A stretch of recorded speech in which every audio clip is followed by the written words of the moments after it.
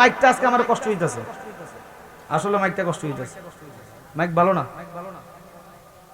ভাই। আমি কালকে 3 ঘন্টা আলোচনা করছি, কষ্ট লাগছে না? এর আগের দিনও 2.5 ঘন্টা আলোচনা করছি, প্রতিদিন তো মাফি না। এটা এই যে কোটকুটি বেচার মাইক, এত কাছে গিয়ে কথা বলতে হয়? আমরা এতটুকু দূর থেকে কথা বলি, ইকু উচ্চার দেয়, একবার শ্রোতারা জিম ধরে শুনে। এখন আমি চিল্লায় চিল্লায় কথা বলতে, আমার শরীরের শক্তি সব দিতেছি, এরপরে যাইতেছে না। এবার জেলে লোকটা কয় এই মাছটা দাও, এই মাছটা লইয়া। জেলে লোকটা কয় মাছটা বিক্রি করব না। জেলে লোকটা তার স্ত্রীর কাছে নিয়ে ডাক দিয়া কয়, স্ত্রী, আগামীকাল আমার মেয়ে এবং জামাতার বাসর রাত, তাদেরকে সুন্দর করে খাওয়াইবা। এই নাও, আমি এই মাছটা দিলাম, মাছটা সুন্দর করে কুইটা রান্না বান্না কইরা তাদেরকে আপ্যায়ন করবা। জেলের স্ত্রী যখন মাছ কাটতে যায়, হঠাৎ করে মেয়েটা এসে ডাক দিয়া কয়, আম্মা, আমি থাকতে তুমি কেন পরিশ্রম করবা? আওয়াজ করে বলেন না আল্লাহু আকবার। মার কাজের মধ্যে সহযোগিতা করার জন্য মেয়ে চলে আসছে। আইসা ডাক দিয়া কয়, আম্মা, তুমি চইলা যাও, আমি আসি, আমি মাছটা কাটি। সুলাইমান নবীর পয়গম্বরের বিবি জেলের মেয়ে মাছ যখন কাটতেছে, হঠাৎ করে মাছটা যখন দা দিয়ে অথবা বটি দিয়ে মাছটা কাটছে, হঠাৎ করে তাকায় দেখে মাছের ভিতরে দবদবে সুন্দর একটা আংটি দেখা যায়। এটা কি সাধারণ আংটি না নবুয়তের আংটি? জোরে কোন, সাধারণ না নবুয়তের আংটি? বন্ধুরা আমার, বাবাজিরা আমার, মেয়েটা আংটিটা কি করলো? সুন্দর করে দৌত করে কই, আংটিটা আমার স্বামীকে আমি উপহার দিব। আওয়াজ করে বলেন আল্লাহু আকবার। আংটিটা সুন্দর করে কাপড়ের মধ্যে পেঁচায় রাখছে। পরের দিন যখন বাসুর ঘরের মধ্যে গেছে, বাসুর ঘরের মধ্যে যাওয়ার পরে সুলাইমান নবী একদিকে ফিরে রইছে, ওই মেয়েটা আরেক দিকে ফিরে রইছে। এবার সুলাইমান নবী ডাক দিয়া কয়, এ আমার স্ত্রী, তোমার সাথে তো আমার কোনোদিন দেখা হয় নাই, তোমার একটা কথা বলতে চাই।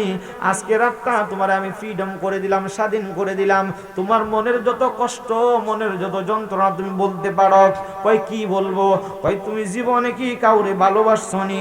এবার মেয়েটা কয়, আমি 1 বছর ধরে একটা যুবকের সাথে প্রেম করি। আল্লাহু আকবার কোন। সুলাইমান নবী কয়, কি রে বাপে কি কইলো আর সেরি কি কয়?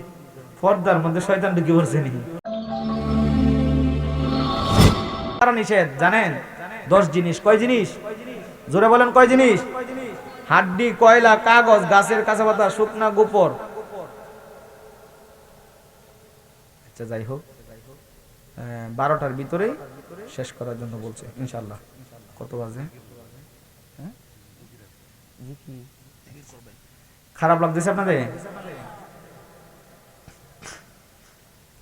আমার দিনের বাদশারা দিয়া কয়, আচ্ছা ঠিক আছে, তোমার কাছে যেহেতু আমি শর্ত দিয়েছি, যাও যাও, তোমার কাছে আমার মেয়ে বিবাহ দিব। তবে আমার একটা শর্ত আছে। কই কি শর্ত? আমার মেয়ে তোমার কাছে যাইয়া যদি অন্যায় করে কোনোদিন বলতে পারবা না এই কাজটা তুমি কেন করছো, কেন করছো বললে আমার মেয়ে চইলা আসবো। এই প্রস্তাবে রাজি থাকলে 1 চাপো তোমার কাছে বিয়া দিব। বাদশা ডাক দিয়া কয়, টেনশন নাই, তোমার মেয়েরে কোনোদিন জিজ্ঞাসা করবো না এই কাজটা কেন করছো, কোনোদিন আমি জিজ্ঞেস করবো নাই। এবার সুরাইয়ারে এই বাদশার সাথে বিবাহ দিয়ে দিল। আওয়াজ করে বলেন না আল্লাহু আকবার। বিয়ে যখন দিয়ে দিল, কিছুদিন পরে, বিয়ে দেওয়ার পরে কিছুদিন পরে আল্লাহর রহমতে তাদের গর্ভ থেকে একটা ফুটফুটে ছেলে সন্তান হইছে। তাদের মনটা খুশি না বেজার? একটা সন্তান হইছে, ফুটফুটে সুন্দর একটা সন্তান। সন্তানটার যখন 2.5 বছর হইছে, সন্তানটার লইয়া বাবা এবং মা গেছে হাঁটতে। হঠাৎ করে একটা কুকুর আইসা হা কইরা ছেলেটার দিকে তাকায় রইছে। এই যে বাদশার স্ত্রী জিন্নাত, এই মেয়েটা তার সুন্দর ছেলেটারে আপনার ওই কুকুরের মুখের মধ্যে দিয়া দিছে। আল্লাহু আকবার বলুন। এখন যে কুকুরের মুখে দিল, এখন বাদশা যদি বলে, স্ত্রী কামটা কেন করলি? বউ থাকবো না যাইবো গা? কথা কন না, থাকবো না যাইবো গা? শর্ত ভেঙে যাবে না? এবার কিচ্ছু বলে না, মনে মনে কান্দে, হায় রে করলাম, এটা তো আসলে সুন্দর না, এটা আসলে হইছে ডাইনি। আসলে হইছে কি, আমাদেরও দেখবেন অনেক চামড়া সুন্দর দেখে বিয়া করি, বিয়ার পরে দেখা যায় দজ্জাল। কথা কয় না ঠিক না বেঠি? উপরে ফিটপাট, ভিতরে সদরঘাট। আবার দেখবেন মেয়ের বাবারাও ভালো ভালো ছেলে দেখে বিয়া দেয়। ছেলে ইতালি থাকে, ছেলে ফ্রান্স থাকে, কোটি কোটি টাকার মালিক, ছেলের চরিত্র খুঁজে না, কোটি টাকার মালিক দেখা বিয়া দিয়া দেয়। দেখা যায় কিছুদিন পরে এই কোটি টাকা ছেলে, এই কোটিওয়ালা ছেলে কি করে, তার মেয়েটার মাইরা ফালায়। ঘটনা ঘটে কি ঘটে না? এজন্য রাসূল বলেন, ভালো একটা ছেলে দেখে তোমার মেয়েটার বিবাহ দিবা, ভালো একটা ছেলে দেখা, নামাজি ফরহেজগার একটা ছেলে দেখা তোমার মেয়েটারে কন্যাদান করবা। আওয়াজ করে বলেন আল্লাহু আকবার। বন্ধুরা আমার, বাদশা মুখ খুইলা কিছু বলতে পারে না। এভাবে কিছুদিন চলে গেল। আল্লাহর রহমতে কিছুদিন পরে তাদের গর্ভের মধ্যে আবার সন্তান আসছে। এবার যে সন্তানটা হয়েছে গো, এই সন্তানটা হয়েছে মেয়ে সন্তান। আওয়াজ করে বলেন আল্লাহু আকবার।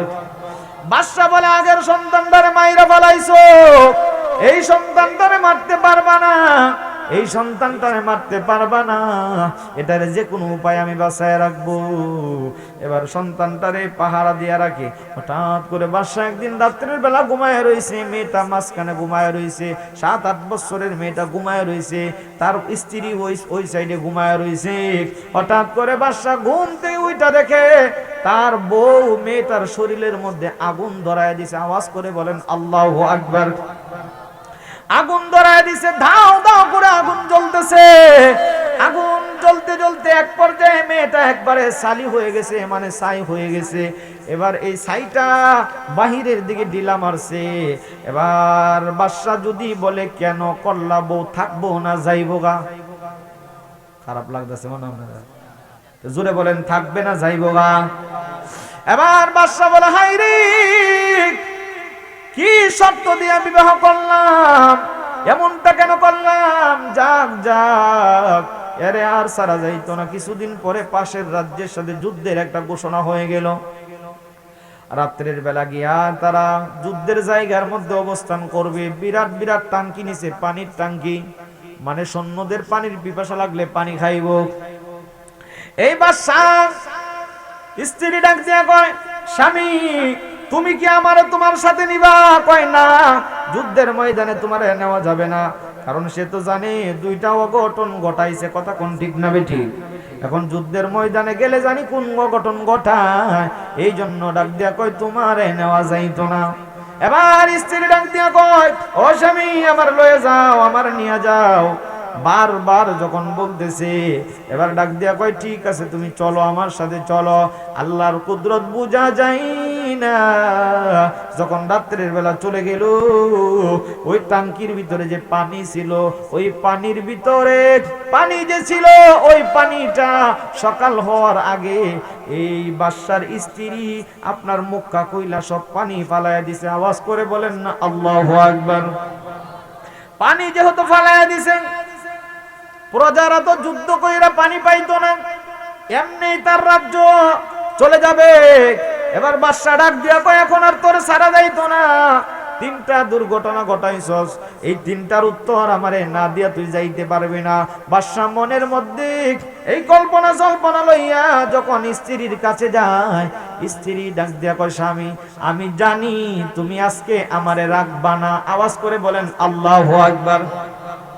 স্বামী আমি জানি তুমি আমার রাখবা না, আজকে থেকে তোমার রাস্তা একটা হয়ে যাবে, আমার রাস্তা একটা হয়ে যাবে। ও স্বামী তোমারে আমি আর দেখবো না, আমারে তুমি দেখবা না। এবার বাদশা ডাক দিয়া কয়, যাইবার আগে 3টা কাজ যে তুমি করলা, এই 3টা কাজের ব্যাখ্যা না দিয়া যাইতে পারবা না। কই কি কাজ? প্রথম আমার ছেলেটারে কুকুরের মুখে তুইলা দিলা, দ্বিতীয় নাম্বার আমার মেয়েটারে আগুন দিয়া পুরাইয়া মাইরা ফাললা, তৃতীয় নাম্বার হলো এই সমস্ত পানিগুলা ফালাইয়া দিলা। এই 3টা জিনিসের ব্যাখ্যা যতক্ষণ পর্যন্ত না দিবা, ততক্ষণ পর্যন্ত আমি তোমারে ছাড়বো না। এবার বাদশার স্ত্রী ডাক দিয়া কয়, সুরাইয়া ডাক দিয়া কয়, বাদশা শুনেন, প্রথম যে আমাদের ছেলেটাকে আমি কুকুরের মুখে দিছিলাম, আসলে এটা কুকুর ছিল না, এটা ছিল আপনার শালা। আমার আম্মা আমার সন্তানটারে দেখার জন্য আমার বাইরে পাঠাইছিল, আমার ভাই কুকুরের রূপ ধইরা আসছে, আমি আমার সন্তানটারে ভাইয়ের কাছে দিয়ে দিছি, আমার ভাই লইয়া আমার আম্মার কাছে চইলা গেছে। আওয়াজ করে বলেন না আল্লাহু আকবার। এখন আমার ছেলেটা কোথায়? আপনার এখানে থাকলেও ছেলে মরতো, ওইখানে থাকছে, ছেলেটা মারা গেছে। বাচ্চা ঠিক আছে, ছেলের কথা বুঝলাম। দ্বিতীয় কথা হলো, আমার একটা সুন্দরী মেয়ে যে ছিল, মেয়েটারে তুমি কেন আগুনের মধ্যে পুরায়া ফাললা? কিসের জন্য আগুনের মধ্যে পুরায়া মাইরা ফাললা? ডাক দিয়া গো বাদশা, আসলে আমার মেয়েটারে আমি মারি নাই। কই তাহলে কি করছো? আমার মেয়েটারে আমি আগুনে জ্বালায় দিয়া, মানে আমি জাদু কইরা আমার মেয়েটারে ছাই বানাইয়া আমার মা দেখার জন্য বলছিল, এই জন্য আমার মার কাছে পাঠাইছি। আওয়াজ করে বলেন আল্লাহু আকবার। বাদশা বলে, হাই রে কি করলাম? আমার স্ত্রী তো একটা দোষও করে নাই, কিন্তু এখন আমার স্ত্রী তো আমার ছাইরা চইলা যাইবো। 3 নাম্বার কথা হলো, এই যে তুমি পানি গুলা ফালাইলা, কেন ফালাইলা? ডাক দিয়া কো বাদশা, আপনার যে মন্ত্রী আছে গো, এই মন্ত্রীর নজর বালানা, চরিত্র বালানা। আপনি আমারে যেদিন তাইকা বিয়া কইরা আনছেন, ওই দিন তাইকা আমারে ফুসলাইতেছে আমারে বিয়া করার জন্য। এখন যখন আমি রাজি হই না, এখন কি করছে জানেন? ওই যে রাজ্যের সাথে আপনি যুদ্ধ করবেন, ওই রাজ্যের রাজার সাথে হাত মিলাইছে। হাত মিলাইয়া এই যে পানিগুলা আছে, পানিগুলার মধ্যে বিষ দিছে। বিষ দেওয়া পানি আপনার সৈন্যরা খাইলে মইরা যাইব। যুদ্ধ ছাড়াই রাষ্ট্রটা ওই বাদশা দখল কইরা নিব, আমারে তার কাছে তুইলা দিব, অর্ধেক রাজত্বের মালিক সে হয়ে যাবে। আওয়াজ করে বলেন না আল্লাহু আকবার। এই কথা বলার পরই বাদশা কয়, এই কথাটা তোমার সত্য না মিথ্যা যাচাই করব। আসলে কি বীজ দিছে কিনা? কয় টাঙ্কির নিচে একটু পানি আছে, আপনি পানিটা নিয়ে আসেন। টাঙ্কির ভিতর থেকে একটু পানি আনছে, পানি আইনা বাদশা কয়, উজিররে নিয়ে আপনি খাইতে বসেন, মন্ত্রী নিয়ে খাইতে বসেন। মন্ত্রী নিয়ে খাইতে বসছে। এবার বাদশা ডাক দিয়া কয়, এ ফল খাও, ফ্রুট খাও, সব কিছু দিছে। দেওয়ার পরে এই পানিটা খাও। মন্ত্রী কয়, আমি খাইতাম না। আমি বেজাল আসেনি, যেরকম বেজাল আসেনি। বাদশা কয়, খাইতে নাকি লেগে? কয় না বাদশা সাহেব, আপনি খান। কয় না তুই খাইবি? কয় না আপনি খান। তখন প্রমাণ হয়ে গেছে যে মন্ত্রী এটার মধ্যে বিষ মিশাইছে। তাহলে এই মহিলার কোন দোষ আছে? জোরে বলেন আছে? বাদশা এবার কান্না করতে শুরু করলো, হাই রে, আমার স্ত্রীর তো একটা দোষ নাই, কেন আমার স্ত্রীরে আমি দোষী করলাম? এবার ডাক দিয়া কয়, স্বামী গো, আমারে আর কোনদিন আপনি দেখবেন না, যেহেতু সত্যভঙ্গ হয়ে গেছে, আমি চলে যাব স্বামী। তবে আমারে দেখার স্বাদ আপনার মেয়েরে দেখে আপনি মিটাইবেন। সুবহানাল্লাহ। কয় কি বলতে চাও?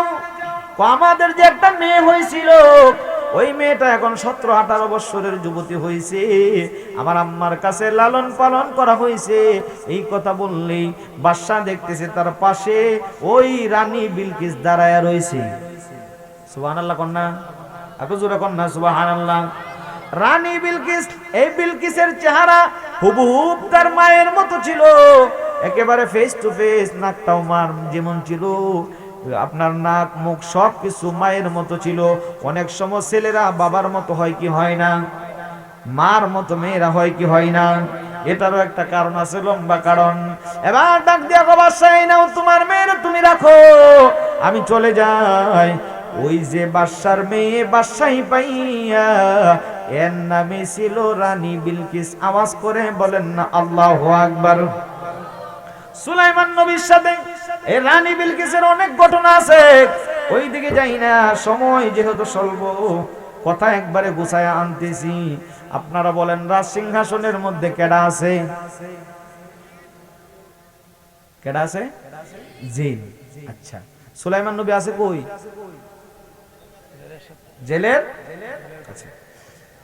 ঘটনা কি শেষ করতাম না ছেড়ে দেই? শেষ করে লইতাম? কথা কই না, শেষ করতাম।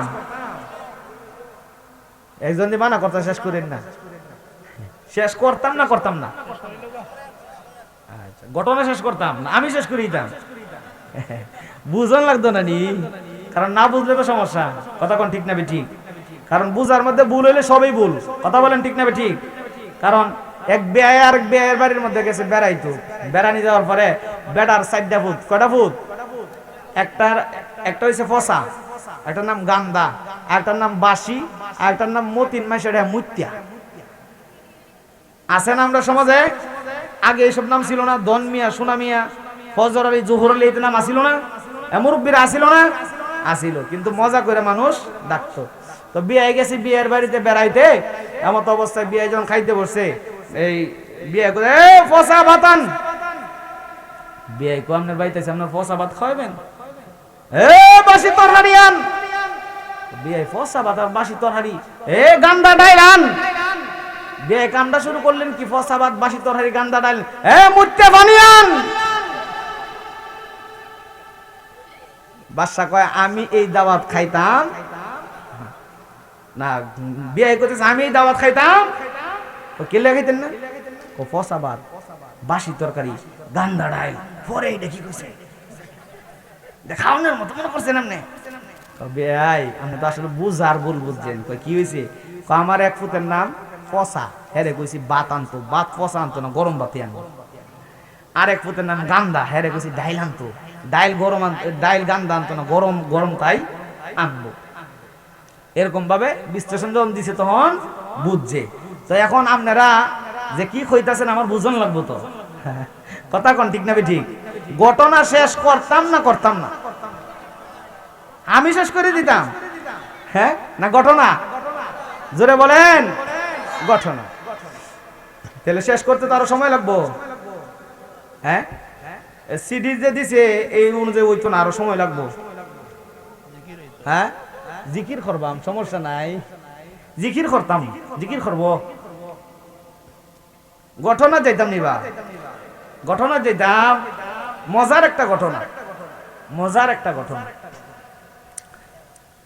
আল্লাহর পয়গম্বর হযরত সুলাইমান আলাইহিস সালাতু ওয়াস সালাম। তো মাইকটা আজকে আমার কষ্ট হইতাছে, আসলে মাইকটা কষ্ট হইতাছে। মাইক ভালো না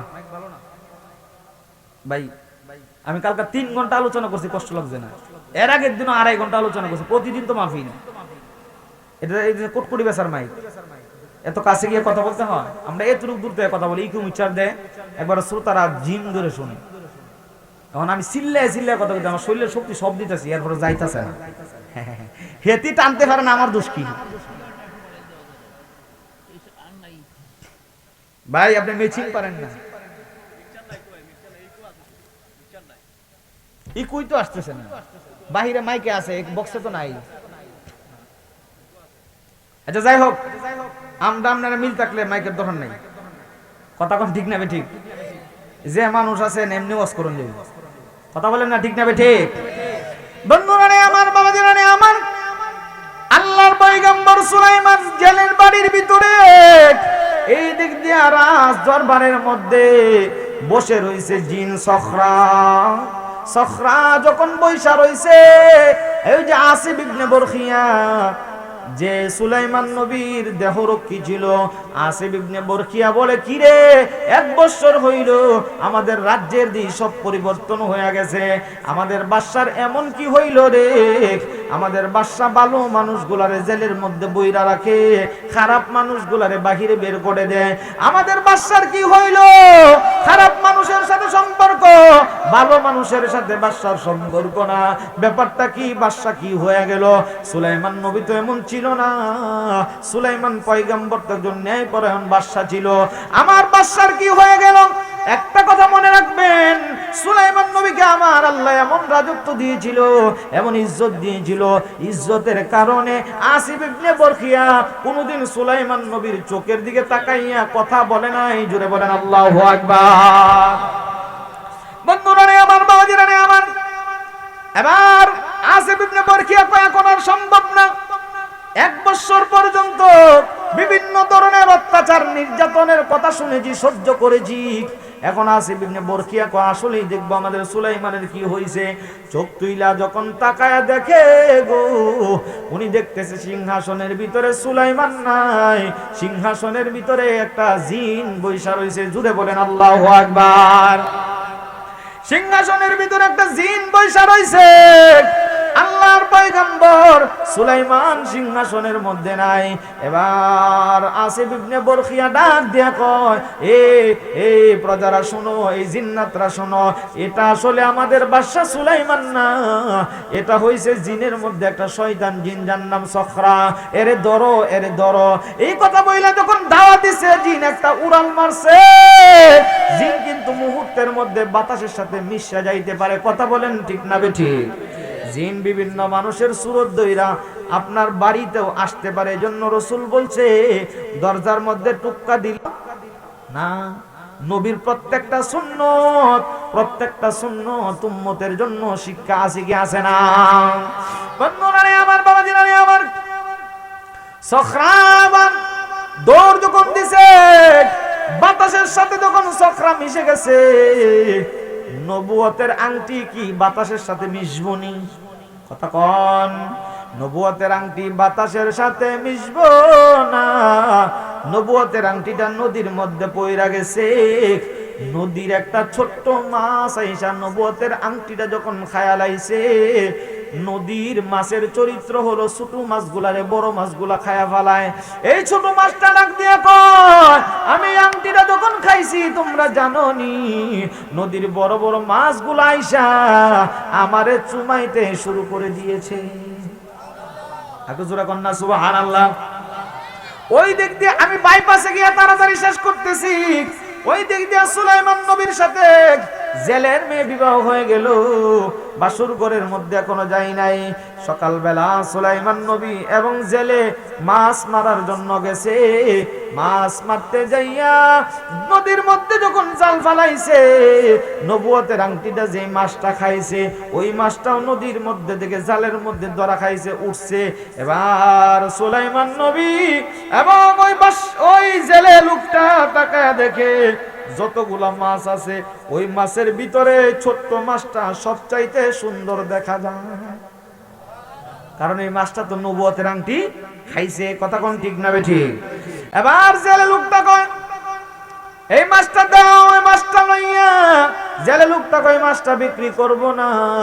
জেলে লোকটা তার স্ত্রীর কাছে নিয়ে ডাক দিয়া কয়, স্ত্রী, আগামীকাল আমার মেয়ে এবং জামাতার বাসর রাত, তাদেরকে সুন্দর করে খাওয়াইবা। এই নাও, আমি এই মাছটা দিলাম, মাছটা সুন্দর করে কুইটা রান্না বান্না কইরা তাদেরকে আপ্যায়ন করবা। জেলের স্ত্রী যখন মাছ কাটতে যায়, হঠাৎ করে মেয়েটা এসে ডাক দিয়া কয়, আম্মা, আমি থাকতে তুমি কেন পরিশ্রম করবা? আওয়াজ করে বলেন না আল্লাহু আকবার। মার কাজের মধ্যে সহযোগিতা করার জন্য মেয়ে চলে আসছে। আইসা ডাক দিয়া কয়, আম্মা, তুমি চইলা যাও, আমি আসি, আমি মাছটা কাটি।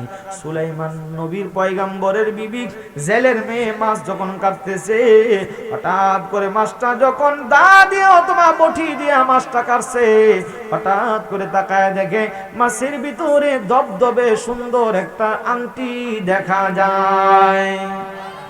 এটা কি সাধারণ আংটি না নবুয়তের আংটি? জোরে কোন, সাধারণ না নবুয়তের আংটি? বন্ধুরা আমার, বাবাজিরা আমার, মেয়েটা আংটিটা কি করলো? সুন্দর করে দৌড় করে কয়, আংটিটা আমার স্বামীকে আমি উপহার দিব। আওয়াজ করে বলেন আল্লাহু আকবার। আংটিটা সুন্দর করে কাপড়ের মধ্যে পেঁচায় রাখছে। পরের দিন যখন বাসুর ঘরের মধ্যে গেছে, বাসুর ঘরের মধ্যে যাওয়ার পরে সুলাইমান নবী একদিকে ফিরে রইছে, ওই মেয়েটা আরেক দিকে ফিরে রইছে। এবার সুলাইমান নবী ডাক দিয়া কয়, এ আমার স্ত্রী, তোমার সাথে তো আমার কোনোদিন দেখা হয় নাই, তোমার একটা কথা বলতে চাই। আজকে রাতটা তোমার আমি ফ্রিডম করে দিলাম, স্বাধীন করে দিলাম। তোমার মনের যত কষ্ট, মনের যত যন্ত্রণা তুমি বলতে পারো। কয়, কি বলবো? কয়, তুমি জীবনে কি কাউরে ভালোবাসছনি? এবার মেয়েটা কয়, আমি 1 বছর ধরে একটা যুবকের সাথে প্রেম করি। আল্লাহু আকবার কোন। সুলাইমান নবী কয়, কি রে বাপে কি কইলো আর সেরি কি কয়? পর্দার মধ্যে শয়তান ঢুকে পড়ছে নি? পর্দার মধ্যে শয়তান ঢুকে পড়ছেনি। আমার মায়েরা বন্ধুরা, সুলাইমান নবী কই কি বলো? কই হ্যাঁ, 1 বছর পর্যন্ত আমি একটা যুবকের জন্য পাগল, ওই যুবকটার জন্য আমার জীবন দিতে আমি রাজি আছি। সুলাইমান নবী ডাক দিয়া কই যুবকটার নামটা বলবানি? কয় না। নাম বললে আপনি মনে কষ্ট পাইবেন। কয় না না না, আমি কষ্ট পাইব না। মেয়েটা ডাক দিয়া কয় এ প্রাণের স্বামী, ওই ছেলের কথা বলে যান, এখন আপনি আমার স্বামী, আপনাকে আমি ভালোবাসবো, আপনাকে আমি সব কিছু উজাড় করে দিব। তবে শুনেন, আপনার কাছে আসার আগেও আল্লাহর দরবারে দোয়া করেছি, আল্লাহ ওই যুবকটার দুনিয়ার জমিনে যদি না পাই, আখেরাতে হইলেও আমারে তুমি দেখায়া দিও।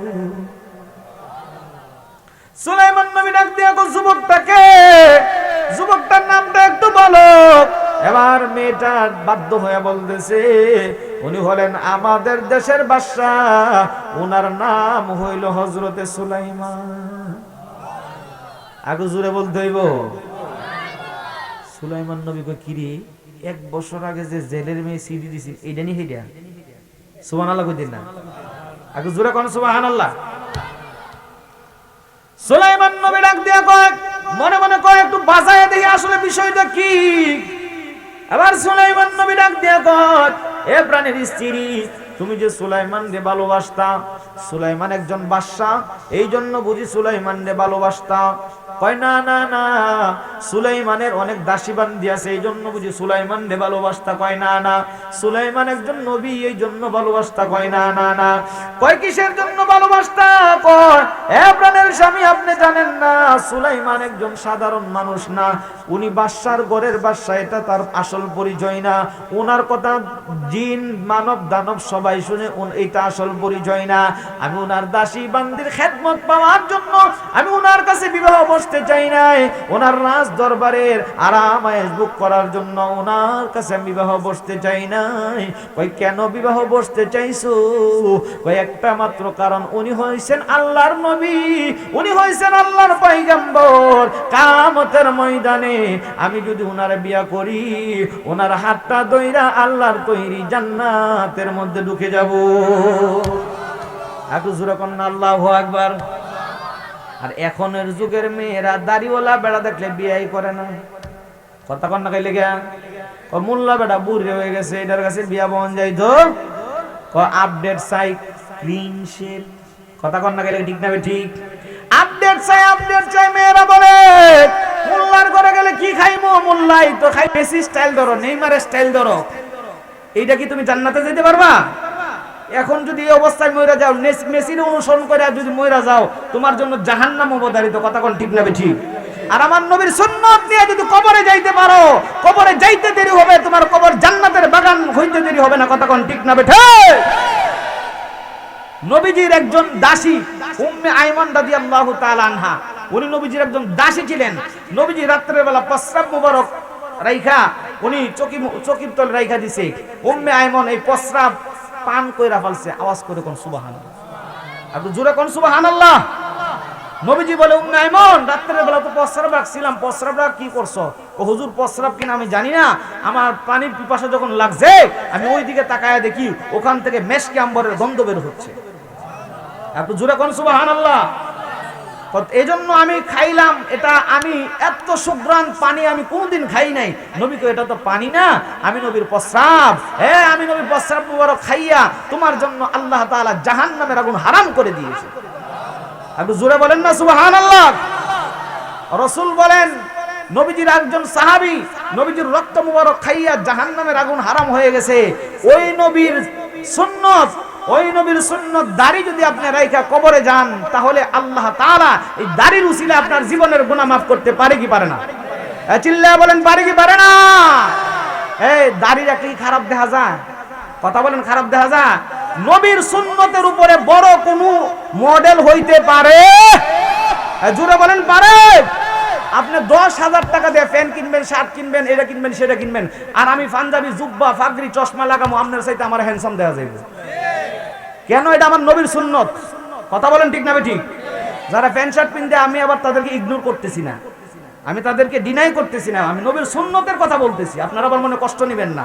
আবার দেখবেন অনেকে ফ্যান পিনদে কি করে, লাইসেন্স যখন প্রস্তাব করতে যায় খারুয়া মুতে, আছে কি আছে না? তুমি মুসলমানের সন্তান, তুমি দাঁড়ায় কিভাবে মুতো? কথা বলেন না ঠিক না ঠিক? ফ্যান পিনদেন, সমস্যা নাই, ঢিলা ঢালা ফ্যান পিনদেন, সাথে টিস্যু রাখেন প্রস্রাব করে, যাতে আপনি পবিত্রতা অর্জন করতে পারেন। কথা বলেন ঠিক না ঠিক? যুবকদের মধ্যে এই কালচারগুলো বেশি দেখবেন, দাঁড়ায় দাঁড়ায় প্রস্রাব করে। হে কি মুসলমান না শয়তান, চিনার কোনো উপায় নাই। আপনারা বলেন, আমরা নবীর সুন্নাত দাঁড়িয়ে রাখতে চাই কি চাই না? জোরে বলেন, চাই কি চাই না? যুবক ভাইরা যারা দাঁড়িয়ে রাখছেন না, কারা কারা দাঁড়িয়ে রাখবেন? দুইটা হাত তুলে আল্লাহর দেখান। এটা কি মানুষের দেখানি লাগে না আল্লাহর দেখানি লাগে? জোরে বলেন, কারে দেখানি লাগে? আল্লাহর দেখানি লাগে রাখবেন তো ইনশাআল্লাহ। হাত নামান। আল্লাহ যদি এটা কবুল করে তাহলে আজকের মাহফিল সাকসেস। কথা কোন ঠিক না ঠিক? লাখ লাখ টাকা খরচ করে বক্তা আনবেন, আইনা খালি ওয়াজ করে চলে যাবে, কোনো আমল নাই, তাহলে এই মাহফিলের কোন দাম? আজকের মাহফিল দ্বারা যদি একটা মানুষও দাঁড়িয়ে রাখে, মনে করবেন মাহফিল সাকসেস। কথা বলেন ঠিক না ঠিক? একটা মানুষও যদি নামাজি হয় তাহলে মনে করবেন মাহফিল সাকসেস। কথা বলেন ঠিক না ঠিক? আমরা 5 ওয়াক্ত নামাজ পড়তে চাই কি চাই না? এই নামাজের দরকার আছে কিনা? নামাজ ছাড়া কোনো ওলি আল্লাহ হওয়া যায় না। নামাজ এত দামি একটা ইবাদত, আমরা কি আল্লাহর সাথে কথা বলতে চাই না? কথা বলেন, চাই না? আল্লাহর হাবিব বলেন, তোমরা যদি কেউ আল্লাহর সাথে কথা বলতে চাও তাহলে নামাজের মধ্যে দাঁড়ায় যাও। সুবহানাল্লাহ বলেন। আল্লাহ নবী মুসা আলাইহিস সালাতু ওয়াস সালাম তুর পাহাড়ে আল্লাহর সাথে সাক্ষাৎ করে আর ডাক দেখো, আল্লাহ আমার তো তকদির ভালো, তোমার লোকে আমি কথা কই। আমার আল্লাহ ডাক দেখো, মুসা তুমি জানো না তোমার এবং আমার মাঝখানে 70,000 নূরের পর্দা, ওই পারে তুমি এই পারে আমি, এত ডিফারেন্স। 70,000 নূরের পর্দা? কয় হ্যাঁ। এর চাইতে কি ভাগ্যবান আছে? আমার আল্লাহ ডাক দিয়া কয়, আমার আখিরি নবীর উম্মতের জন্য আমি আল্লাহ এমন একটা ব্যবস্থা রেখেছি, মসজিদে হোক যেইখানেই হোক, খেতের লাইলের মধ্যে যখন সে নামাজ পড়বে, তার এই কপালটা যখন জমিনের মধ্যে সে যখন ঠেকায়া দিবে, আল্লাহ বলেন আমার 70,000 নূরের পর্দা উঠাইয়া আমি আল্লাহর কুদরতি কদমটা আমার বান্দার কপালের নিচে ধরে দিই। একটু জোরে বলেন না সুবহানাল্লাহ। নামাজ একটা দামি ইবাদত, আমরা নামাজ পড়তে চাই কি চাই না? কারা কারা নামাজ পড়বেন আল্লাহর দেখান? আল্লাহর দেখানি লাগে উঠবেন, উঠাইবেন, নামাজ পড়বেন তো ইনশাআল্লাহ? হাত নামান। আজকে ফজর থেকে শুরু করবেন ইনশাআল্লাহ। মসজিদের ইমাম সাহেব আছেনি? ও হুজুর, আজকে দেখবেন ফজরের সময় মানুষ কেমন হয় ইনশাআল্লাহ। ফরদর আমারে ফোন দিবেন, ফোন দেখবেন হুজুর কিছু বাড়ছে। আচ্ছা, এই ওয়াজিব দরকার আছে না? এ কথা বলেন, দরকার আছে না এই ওয়াজগুলা? না না, ঘুমাইতে গেলে যে ব্যক্তি উঠলে আপনার ধরেন 2টা-3টা বাজে ঘুমাইলেও উঠতে পারবে, যদি মনে ইচ্ছা থাকে। কথা কোন ঠিক না ঠিক? আজকে দেখবেন যদি 2 কাতার হয়, যদি 3 কাতার হয়, তাহলে বুঝবেন যে আজকের মাহফিল সাকসেস। একটা মুসল্লিও যদি বাড়ে তাহলে মনে করবেন আজকের মাহফিল সাকসেস। কথা বলেন ঠিক না ঠিক? এই ওয়াজগুলা সাধারণত অনেক মাহফিলে হয় না, অনেক মাহফিলে হয় না। অনেক সময় হক কথা কইলে বক্তার উপরে চাপ আসে, যে বক্তা মনে করে যে আগামী বছর আমার দাওয়াত দিত না। আমি নজরুল ইসলাম বৈরবী এগুলো চিন্তা করি না, সারা বাংলাদেশের ভিতরে বুক ফুলাইয়া কথা বলি। কেন জানেন? আমার পিছনে ভ্যাকেন্সি আছে, আমার পিছনে ভ্যাকেন্সি হয়েছে আল্লাহ এবং আল্লাহ রসুলের মহাব্বত। কথা কোন ঠিক না ঠিক? গত বছর সম্মুগঞ্জ কলতাপাড়ার ভিতরে এক মাহফিলের ভিতরে আমি ওয়াজ করতেছি। আচ্ছা, আমি যে ওয়াজ করছি খারাপ লাগছে? কালকে 3 ঘন্টা ওয়াজ করছি, মানুষ প্যান্ডেলে একবারে পুরা ভর্তি, পরে প্যান্ডেলে জায়গা দিতে পারে না, যে তাবারক করছে, তাবারক লাস্টে শর্ট করছে, এমন মানুষ হয়েছিল। আমার একটু আগে দিছে। যাই হোক, তো আমি সম্মুগঞ্জ ওয়াজ করতেছি, সুর দিয়ে ওয়াজ করতেছি, হঠাৎ করে আমার কাছ থেকে এক চাচা উঠটা যাইতাছে আর আমারে ইতা করতেছে। কি রে, ব্যাপারটা কি? ওয়াজ তো খারাপ করতেছি না। হঠাৎ করে ইমাম সাহেবকে, হুজুর কেন লেগে জায়গা জানেননি, আমার ওয়াজের টপিক ছিল সুদ। কি ছিল? সুদ। ইমাম সাহেব হুজুর কয়, এই যে সমাজের মধ্যে 1 নাম্বার সুদখোর। আচ্ছা, এখন এই বেটার কাছে আমার ওয়াজ মজা লাগবো? আর জোরে কোন মজা লাগবো? সুদখোরের বিরুদ্ধে ওয়াজ করলে সুদখোর খুশি না বেজার? কথা কোন? আরে বেজার হইলে অনগা সমস্যা নাই, আমার করতে হইব, এটা আমার দায়িত্ব। কথা বলেন ঠিক না ঠিক? সুদখোরের কোনো নামাজ কবুল হবে না, কোনো ইবাদত কবুল হবে না। জোরে বলেন ঠিক না ঠিক? কিন্তু আমাদের সমাজে সুদখোর আছে কিনা? আর গলার আওয়াজ আবার বড়। কথা কয় না ঠিক না ঠিক? মসজিদের প্রথম কাতারে গিয়া ইমামরা কয়, হুজুর শুক্রবারে নামাজ পড়াইতেছে, হুজুরে ফার্স্ট বয়ানের ভিতরে 5 মিনিট বেশি হয়ে গেছে, হুজুর গড়ি চিনেন না, এটা কিন্তু শুক্কুর আলী মুসল্লি। কি মুসল্লি? শুক্কুর আলী মুসল্লি। গিয়া হুজুর গড়ি চিনেন না? রে খারাস, এর করে খারাস, হুজুর তোর বাপের চাইতে গড়ি ভালো চিনে। কথা কোন ঠিক না বেঠে? দেখবেন গিয়া বউর লোকে পারে না মসজিদের ইমামের লোক ক্ষমতা দেখা আছে কি আছে না? যেডি মসজিদের ইমামের লোক ক্ষমতা দেখাইবো এটি মনে করবেন বউ তার মায়ের খা।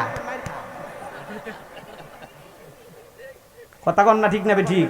আরে আমি ক্লাস 8 থেকে ইমামতি করি, আমার একটা অভিজ্ঞতা আছে। আমি এখন একটা মাদ্রাসায় শিক্ষকতা করি, দোতলা একটা মসজিদের খতিবের দায়িত্বে আছি। আমি যাওয়ার পরে আরো একতলা করছি। মানুষ অনেক আসে, দূর দূরান্ত থেকে আসে। এটা আসলে কি জানেন? আল্লাহ আল্লাহ রসুলের মোহাব্বতে আসে। কতক্ষণ ঠিক না ঠিক? যাই হোক, অনেক লম্বা হয়ে গেছে, আমি ঘটনাটা একেবারে শেষ করে দিচ্ছি। 12টা বাজে গেছে, ওনাদের কথা ছিল 12টার মধ্যে শেষ করার জন্য। 12টা যেহেতু বাজেই গেছে, আপনারা কি কষ্ট হয়েছে? কথা বলেন, কষ্ট হয়েছে?